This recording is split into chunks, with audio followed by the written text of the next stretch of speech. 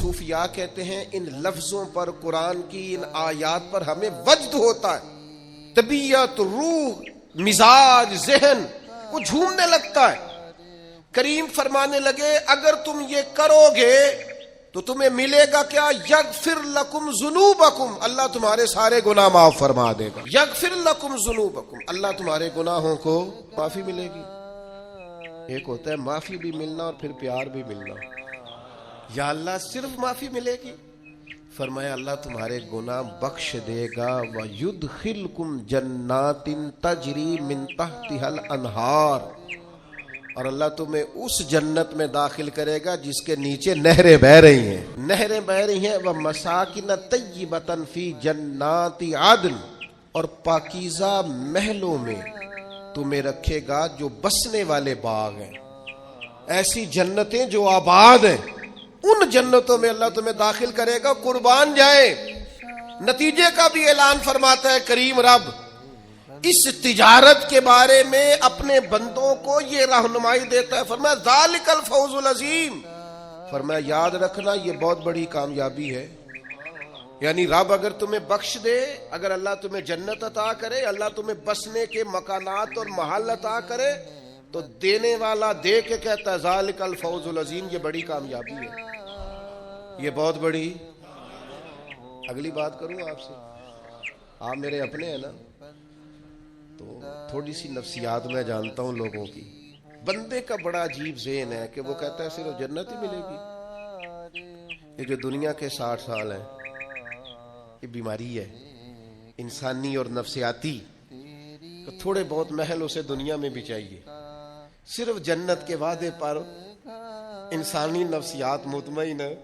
جنت فقط حصول جنت، میں ایسے ایسے روغن خیال لوگوں کی باتیں سنتا اور پڑھتا ہوں جو بیچارے بڑے ہی پریشان ہیں، کہتے ہیں مولوی صرف جنت کا وعدہ کرتا ہے۔ میں نے کہا نہیں، من عمل صالحا من ذکر او انثى وهو مؤمن فلنحيينه حیاتا طیبہ، میرا رب کہتا ہے جو بھی اچھے عمل کرے، چاہے مرد ہو چاہے عورت ہو، شرط یہ ہے کہ مومن ہو، فَلَنُحْيِيَنَّهُ حَيَاتًا طَيِّبًا، ہم اسے پاکیزہ زندگی عطا فرمائیں گے، زندگی بھی سونی ملے گی، شاندار، وزادار، باوقار، شانوں والی، نعمتوں والی، سعادتوں والی، برکتوں والی۔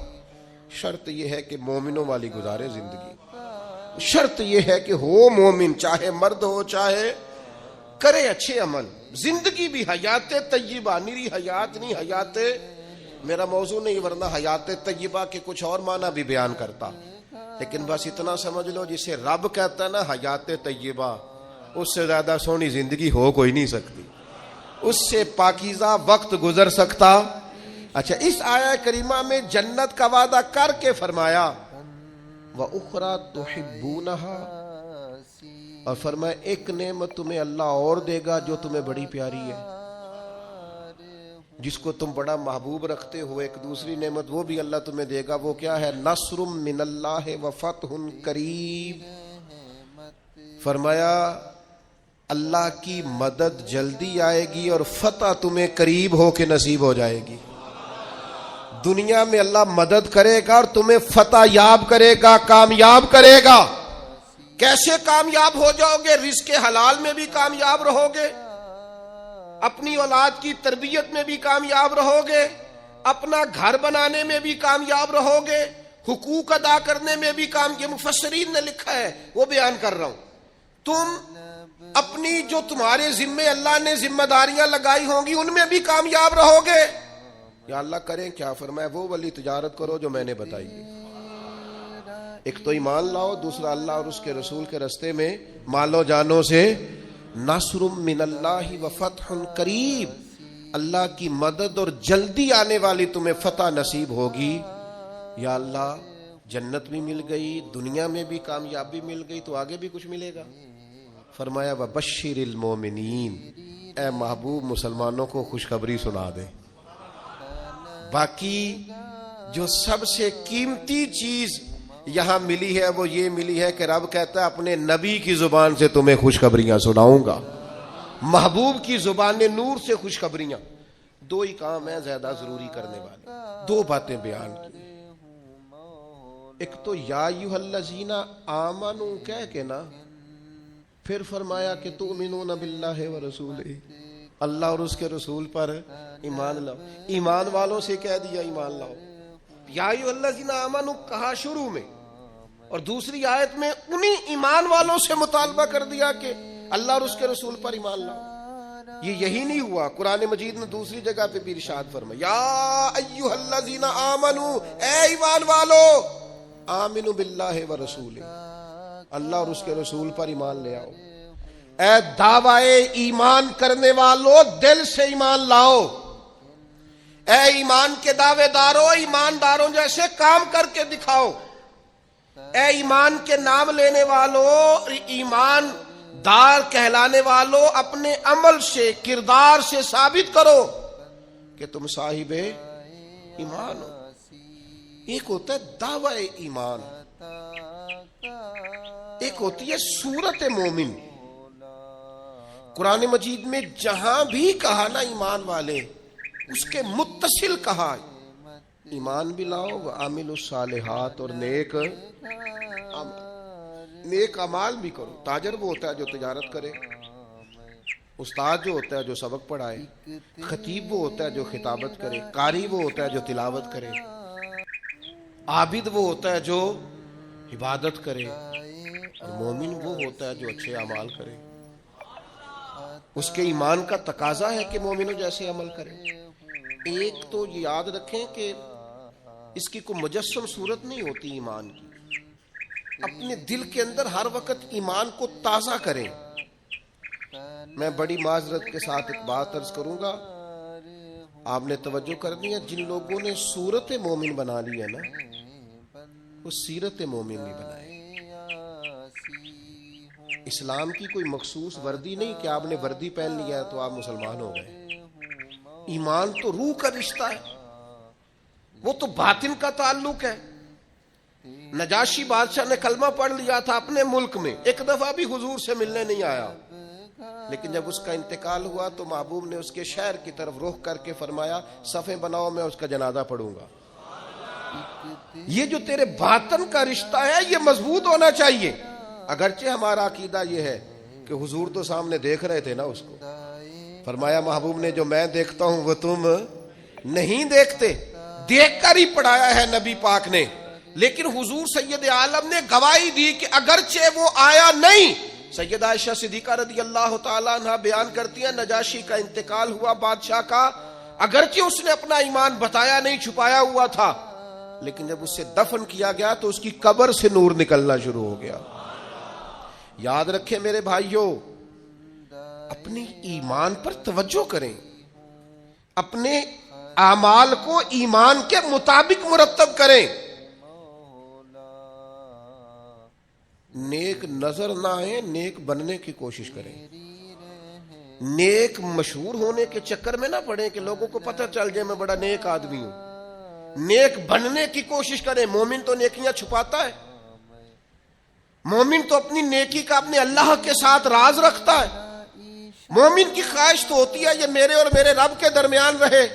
ایمان والوں سے کہا ایمان لے آؤ، بڑی اہم بات ہے، اس پر غور کیجئے گا. اور پھر فرمایا وَتُجَاهِدُونَ فِي سَبِيلِ اللَّهِ بِأَمْوَالِكُمْ وَأَنفُسِكُمْ. اللہ کے راستے میں جہاد کرو. پہلے مال کی بات کی، جان کی بات بعد میں کی. مالوں سے، اور میں یہ نہیں کہتا کہ لوگوں کو مال جان سے زیادہ پیارا ہوتا ہے، میں کہتا نہیں، لیکن قرآن کہتا ہے بِأَمْوَالِكُمْ وَأَنفُسِكُمْ، اپنے مالوں سے بھی اور اپنی جانوں سے. مال اور جان سے جہاد. یہاں قتال کے لفظ استعمال نہیں ہوئے. قتال بھی جہاد ہے اور بڑی فضیلت والا کام ہے، لیکن جہاد کرو. جہاد تو مفسرین نے جہاد کا ایک معنی یہ بھی بیان کیا ہے کہ کسی مقصد کے لیے جان لڑا دینے کو جہاد کہتے ہیں. جہاد کی بڑی قسمیں، نفس کے خلاف بھی جہاد ہوتا ہے، قلم سے بھی جہاد ہوتا ہے، زبان سے بھی جہاد ہوتا ہے. انسان کسی بھی کام کے لیے جب پوری جان لڑا دے تو اسے مجاہد کہا جاتا ہے. اللہ کہتا ہے میرے دین کے لیے جان لڑا دو. کس طرح؟ اپنے مالوں سے بھی اور اپنی جانوں سے بھی. کسی دوست کے ساتھ آپ کا تعلق بن جائے نا، آپ اس کی دعوت کریں، وہ آپ کی دعوت کرے، آپ اس کو سیر پہ لے جائیں، وہ آپ کو لے جائے، اس کے ساتھ بیٹھیں، بات چیت کریں، سب ٹھیک ہے۔ کسی جگہ اگر آپ نے یہ کہہ دیا نا یار 50,000 کی ضرورت تھی، تو آپ کے تعلقات خراب ہو جائیں گے۔ وہ فوراً گھر جا کے کہے گا لالچی ہو گیا۔ مجھے بڑا تجربہ ہوا زندگی میں اس بات کا کہ ہم نے مرکز کی تعمیر سٹارٹ کی تو جو لسٹیں ہم نے اپنے ذہن میں بنائی ہوئی تھی وہ فیل ہو گئی ساری۔ تعلقات آپ کے اتنی دیر قائم رہتے ہیں جتنی دیر آپ کسی کو کوئی مالی جانی کام آپ بتا کے دیکھیں، الجھ جاتے ہیں لوگ، پریشان ہو جاتے ہیں۔ یہ جہاد مشکل ہے لیکن یہ آسان تھا، بڑا آسان تھا۔ کن کے لیے؟ ان کے ایمان مضبوط تھے۔ یعنی حضرت صدیق اکبر تن کے کپڑے بھی اتار کے لے آئے حضور کی بارگاہ میں، ہر چیز لا کے پیش کر دی، سر پہ ٹوپی کوئی نہیں، پیروں میں جوتا کوئی نہیں، ٹاٹ کا لباس، اور کانٹے لے کے ان کے ساتھ اس ٹاٹ کے لباس کو سیا ہوا ہے، لا کے حضور کی بارگاہ میں سارا کچھ جب رکھ دیا تو حضرت جبریل امین حاضر بارگاہ ہوئے، عرض کی یا رسول اللہ رب فرماتا ہے، یعنی خدا بندے سے خود پوچھے، رب فرماتا ہے کہ ابو بکر سے پوچھ کے بتائیں اپنے رب سے راضی ہے کہ ناراض ہے۔ یہ اللہ تو جانتا ہے، لیکن یہ لوگوں کو بتانا ہے کہ بندہ مومن کی، اس امت کے پہلے درویش کی شان کس طرح کی ہے۔ حضرت صدیق اکبر رو کے عرض کرنے لگے یا رسول اللہ میں اپنے رب سے بڑا ہی راضی ہوں، سارا کچھ دے کے قربان کر کے لٹا کے بڑا ہی راضی ہوں۔ بیان ہو کس زبان سے مرتبہ صدیق اکبر کا کہ محبوب خدا محبوب ہے صدیق اکبر کا، اور لٹایا راہ حق میں گھر کئی بار، اس محبت سے کئی بار، اس محبت سے لٹایا راہ حق میں گھر کئی بار، اس محبت سے کہ لٹ لٹ کر حسن گھر بن گیا صدیق اکبر کا۔ اللہ کے نام پہ نا، اللہ کے نام پہ میں آپ کی خدمت میں عرض کروں، چھپی ہوئی نیکیاں بڑی قیمتی ہوتی ہیں، جن کا کسی کو پتہ نہ ہو، اصل میں وہ خزانہ ہوتا ہے۔ سچ بتانا، ہمارے پاس جو پیسہ سرمایہ ہوتا ہے اس کا کسی کو پتہ ہوتا ہے؟ بالا نے بھی پوری گل نہیں دسی تھی، ان کا کسی کو پتہ نہیں ہوتا۔ اگر نیکی کو خزانہ سمجھتے ہو تو پھر کسی کو پتہ نہیں ہونا چاہیے، اور اگر آپ بتاتے کون سی چیز ہے جس کی کوئی اہمیت معاذ اللہ نہ ہو تو نیکیاں بتاتے ہو، کیا سمجھتے ہو نیکیوں کو؟ کر کے لوگوں کے سامنے اظہار کرتے ہو، کیا تم نے سمجھا ہے عبادت کو؟ دکھاتے پھرتے ہو، اظہار کرتے ہو، لوگوں کو بتا دیتے ہو میں نے یہ کام کیا ہے۔ اس کا مزہ لینا شروع کرو۔ نیکی کا سرور ہوتا ہے، کیف ہوتی ہے، لذت ہوتی ہے نیکی کی، ایک ایمان کا ایک ذائقہ ہوتا ہے، وہ ذائقہ انسان کو آنا چاہیے، اس کا مزہ انسان کو پوری طرح۔ یعنی حضرت عبداللہ ابن عمر رضی اللہ تعالیٰ عنہ کے نا کچھ ملازم تھے، خدام، غلام، اس زمانے بڑے مہنگے غلام خریدے جاتے تھے، تو وہ غلام کیا کرتے، وہ لمبی لمبی نمازیں شروع کر دیتے، نفل پڑھنے شروع کر دیتے، جو غلام زیادہ نفل پڑھتا حضرت عبداللہ ابن عمر آزاد کر دیتے۔ اب غلاموں کو کمزوری کا پتہ چل گیا، وہ لمبے نفل پڑھتے، آپ آزاد کر دیتے۔ ایک دن آپ کا بیٹا کہنے لگا ابا جی یہ نہ آپ کے سامنے بڑے عابد بنتے ہیں، زاہد بنتے ہیں، آپ مہربان لوگ ہیں، آپ آزاد کر دیتے ہیں، بعد میں پتہ نہیں پوری 5 بھی پڑھتے ہیں کہ نہیں، دھوکہ دیتے ہیں آپ کو۔ حضرت عبداللہ ابن عمر کھول کے روئے، فرمانے لگے مجھے میرے رب کے نام پہ دھوکہ دیتے ہیں، میں تیار ہوں دھوکہ کھانے کو، انسوں کو روز دھوکے دیں، اس کے نام پہ دھوکہ دیتے ہیں نا، میں تیار ہوں۔ اللہ کے نام پہ دھوکہ دیتے ہیں، بسم اللہ، میں حاضر ہوں، میں تیار ہوں۔ بہت پہلے میں نے بات سنائی تھی، آج میرا دل کرتا ہے پھر سناؤں۔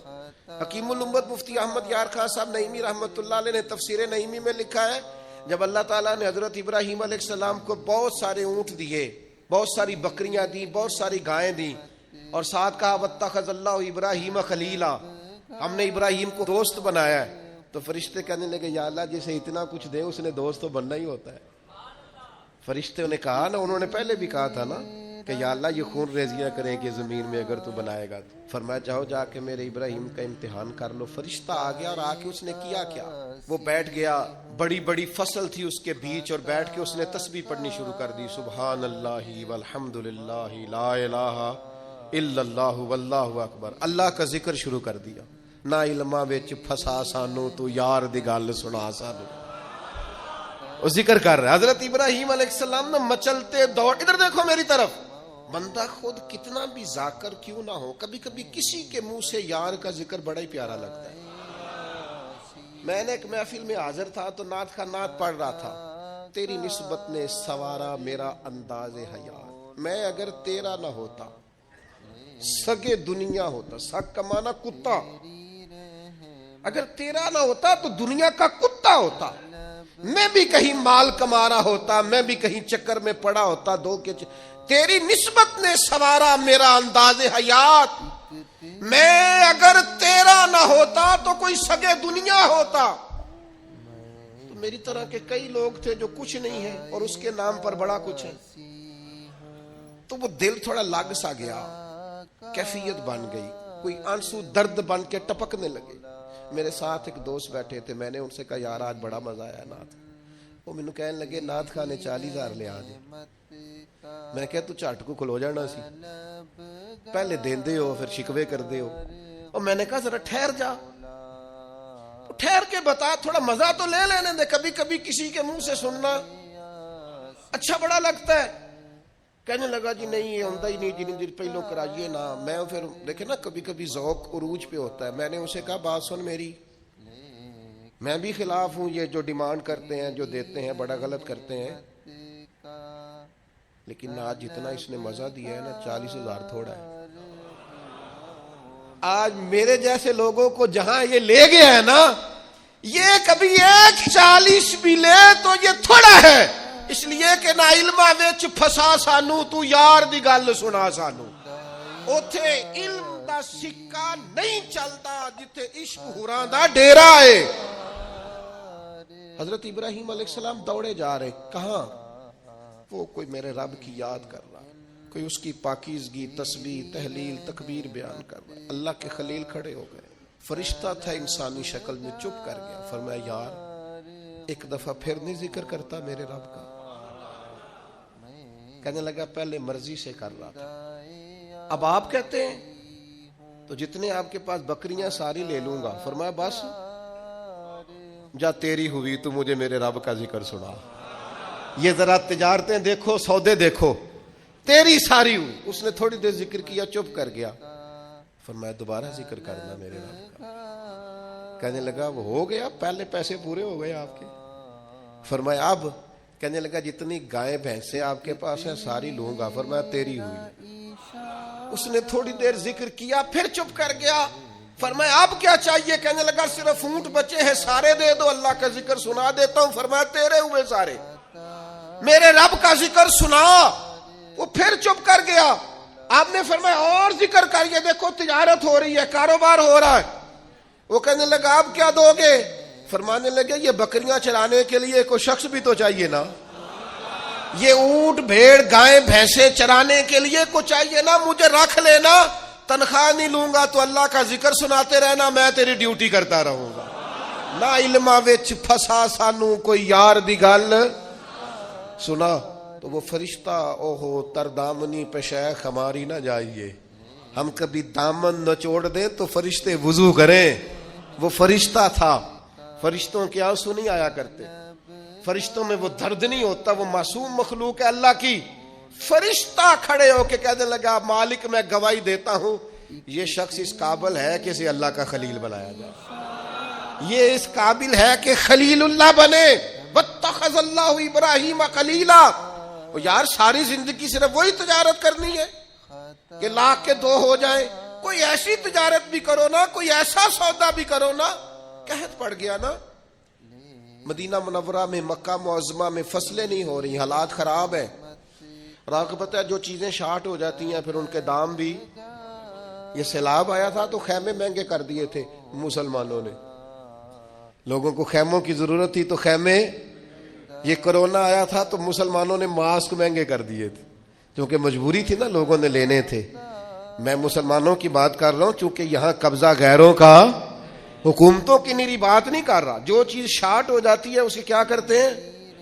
اسے مہنگی کر دیتے ہیں۔ قحط ہو گیا، غلہ مہنگا ہو گیا، حضرت عثمان غنی رضی اللہ تعالیٰ عنہ نے کسی ملک سے 10 اونٹ غلے کے بھرے ہوئے بوریاں لدی ہوئی منگائے، تاجر آگے کہنے لگے عثمان آپ۔ السلام علیکم میرے پیارے دوستوں، میں ہوں بلال حسین اور آپ دیکھ رہے تھے میرا یوٹیوب چینل ماشاءاللہ۔ اگر آپ دوستوں کو میرے چینل کی ویڈیو اچھی لگتی ہے تو میں ہاتھ جوڑ کر کہتا ہوں کہ پلیز میرے چینل کو سپورٹ کرو اور میرے چینل کو فل سپورٹ کرو ماشاءاللہ۔ جو الحمدللہ اللہ رب العزت آپ سب دوستوں کو اپنی حفظ و امان میں رکھے اور میرا چینل بھی مونیٹائز ہو جائے ماشاءاللہ۔ آپ دعا کریں میرے چینل کے لیے الحمدللہ۔ اللہ پاک اپنے حفظ و امان میں رکھے تمام دوستوں کو۔